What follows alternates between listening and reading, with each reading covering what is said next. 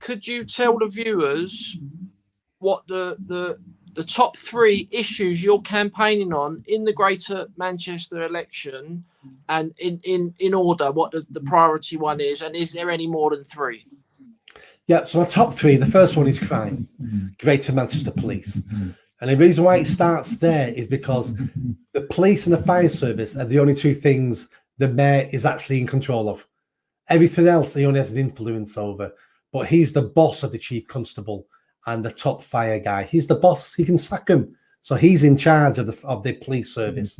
So day one, I'll be having a meeting with the chief constable saying, you get on board or you're gone. It's as simple as that. And these are the changes I want to happen. I want no identity politics in Greater Manchester Police. So on day one, you need to disband the Black Officers Group, the LGBT Officers Group, the Muslim Officers Group. They all go day one. I want to look at recruitment. No more box ticking recruiting police officers. You'll be recruited on merit. I'm going to increase the fitness. I'm going to increase what officers have to be like to become a police officer. And if that means we have more male officers, so be it. If it means we have more white officers, so be it. I don't necessarily want more white officers or male officers, but if that's how it ends up being because we toughen the recruitment process, then I can live with that. I just want the best officers for the job. Then I'll be looking at promotion, because this is where the issues really start. Recruitment process in Greater Manchester Police promotes the most woke officers. So if you can come up at the promotion panel with a project that will influence and benefit black lesbians in wheelchairs with blue hair, with Maori face tattoos, you'll get promoted to sergeant or inspector or chief constable. So all those recruitment strategies all go. I'll be looking at patriotism, fitness, knowledge of the law. I've trained police officers. Hardly any police officer you ever meet knows more than 3 pieces of legislation because they don't need to know the law. That's how poor our police services come. And I'll be hammering criminals. I'll be ramping up stop and search. I'll be giving local communities a vote every year on if you want more stop and search in your neighbourhood. And if you want more, you get it. If you don't want more, fine. You don't get any more. You don't get punished. You just don't get any more. But when your children are being stabbed to death, don't come complaining that the police are doing nothing about it, because you actually wanted less stop and search in your neighbourhood. So again, like the referendum things, I want to start putting the power back in the hands of people who live in these communities. It's not for me to dictate what you should have in your community. It's for you to vote on what you want in your community. And then as a public servant, it's down to me to deliver it. So police is my number 1 thing. The second one is rough sleeping. Rough sleeping is a national disgrace. We all should be ashamed of our country for the position we're in at the moment.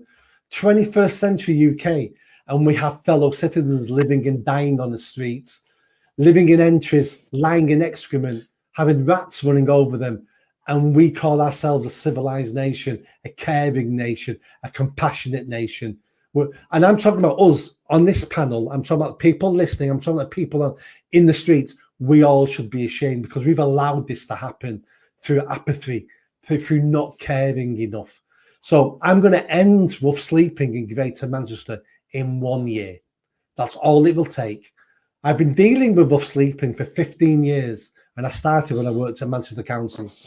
The problem we have across the country, but let's just talk about Greater Manchester. The reason why we have an issue here, it's not accommodation, it's not money, it's a lack of a backbone to do the things we need to do to get people off the streets. And people will be saying, what do you mean? What do you mean no backbone? Of course people want to get people off the streets. Homelessness in the UK has now become a multi-billion pound industry. People on amazing pensions working in homelessness. People are running businesses, running homeless projects, running hotels, running B&Bs. It's a business. Who do you know who works in a business and their number 1 aim is put themselves out of business? It doesn't happen. That's why we're not solving this. I'm going to set up a couple of hostels across Greater Manchester. Not many, 2 or 3, and they'll sleep about 12 each. And they're going to be empty warehouses with garden sheds inside. And each garden shed will be an independent living pod. So the day we find you on the street, you moved in there that day. No assessment, No, we'll find you next week. You move in that day. And once we get you in there, we can start working with you. They're not going to be great accommodation, because the better the accommodation we offer people, the more people come from all over the UK to Greater Manchester. Andy Burnham has got hundreds of people off the streets. So he has got people off the streets. It cost him billions, but he's done it. But every time he takes someone off the streets and puts them into a 1-bedroom flat or a 4-star hotel, guess what happens? Someone else turns up in Greater Manchester, because they're going to get a 4-star hotel or a 1-bedroom flat. It's a never-ending conveyor belt of broken people coming to Greater Manchester because we treat them better than other cities do.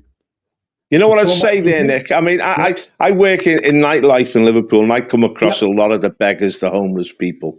And I know, I speak to them. They all say, I'm getting a bungalow, I'm getting a garden back in front, my probation officer, my social worker. As you say, these people have got a vested interest in homelessness. They keep it going. They keep dangling this carrot, we're going to give you this. But what I've found out with a lot of these homeless people is that they won't move into decent accommodation because they want to stay on the streets in order to beg, in order to get money for drug habits or whatever. So there has to be a strict law and order approach to homelessness as well, because it is being used. That. No, I'm glad you raised that. That comes to my next point then. That's a perfect, valid point, that we have broken people on the streets and we can offer them good services, but they won't take them because they're taking far too many drugs. And drugs is far too easy to beg for the money for it and to buy it. That's a huge problem. How do we deal with that? Begging's illegal in the UK. It has been since 1826 or something. But we don't enforce it anymore now because we feel sorry for people. But you will not find anyone begging in Greater Manchester, if I'm mayor, within 3 or 4 months. Because if you're begging in Greater Manchester, you'll be moved on initially. And then if you sit down somewhere else, you'll be arrested. We will hassle you so much in Greater Manchester that there's no point coming in Greater Manchester to beg. That will stop other people across the UK coming to Greater Manchester. What's the point? I'm not allowed to beg. I earn no money. I can't buy loads of drugs. So they'll stop coming to Greater Manchester. Now, the benefit of that is if we can start getting people and reduce how much money they earn, that means they reduce how many drugs they take, which means they're in a better position to be worked with and are more likely to take the help and support on offer. But if we keep giving people free money and free drugs on the streets, you're perfectly correct. Most of the people won't take the help and support. Why would they? Because they're drug addicts and they're killing themselves on the streets. We need to end begging, and that's what I'm going to do in the first couple of months. And I know it can be done because 15 years ago, I used to run Manchester City Centre for the council in terms of reducing crime and disorder. So I ran the city centre. And at that point then, there was no begging in Manchester. If you go to Manchester now, you won't believe a word I'm saying now. Can you believe a time there was no begging in Manchester City Centre? And the reason why there was no begging is because you couldn't earn any money. The second you sat down, you got moved on. And if you carried on doing it, you'd be arrested. Now, they're the days we need to go back to, which was only 15 years ago. So my third priority is going to be, I call it my waste and incompetence watchdog. So I'm going to have a watchdog in the mayor's office who is, because I can't fix everything. I don't have the time. I don't have the influence. I won't have the money. I won't have the public will, not the public will. I won't have the will from the institutions. All 10 councils are going to hate me from day one. And if they don't hate me, it means I'm doing a poor job. People in the police are going to hate me. The fire service are going to hate me. The NHS are going to hate me. And that's fine, again, because I'm going to take that as a big thumbs up if they do. Because I want to highlight the waste and incompetence in all tax-funded services in Greater Manchester. Now, we all know they're incompetent. So I'm not just going to say, look at the street cleaning in Wigan, incompetent. Well, we all know that. So why am I talking about that? I want people reporting to me failing projects and naming top managers involved, because I'm going to start naming and shaming top civil servants and say, Joe Bloggs, this is the person in the NHS who just bought a £5 million computer program that doesn't work and we're stuck with it. Pete Smith works for Oldham Council and he has just bought 1 million paper clips by mistake and we've had to pay for them.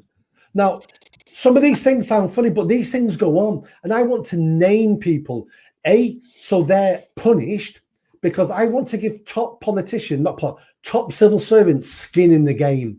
At the moment, it's not their money and they don't care. And do you know what? There's nothing you can do to me anyway, pal. Do you know what? I'll be putting your skin in the game.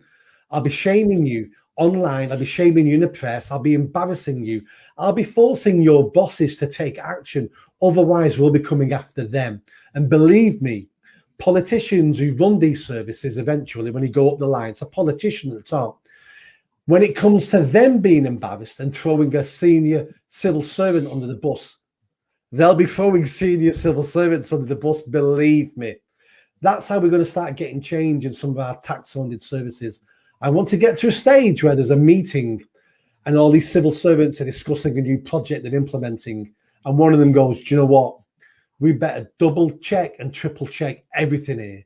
Because if this goes wrong, that crazy mayor of ours will have our names in the Manchester Evening News. And I'm not prepared to have that done. Now that I will call a success. So that's my third priority, a waste and incompetence watchdog. Just so the public know what we're doing with their tax money, because only they can change this by voting differently.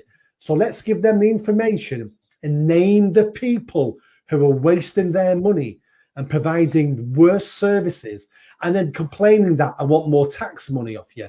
No, let's embarrass them. Let's put their skin in this game, and then maybe then we can start getting some better public services. If you like that video, don't forget to subscribe to the channel, hit that notification bell and comment. And if you like what I'm saying about running for Mayor of Greater Manchester, then stick around, tell your family, tell your friends. The only way I'm going to have a chance of winning is a grassroots movement. So be part of that movement and hit that bell. Thanks.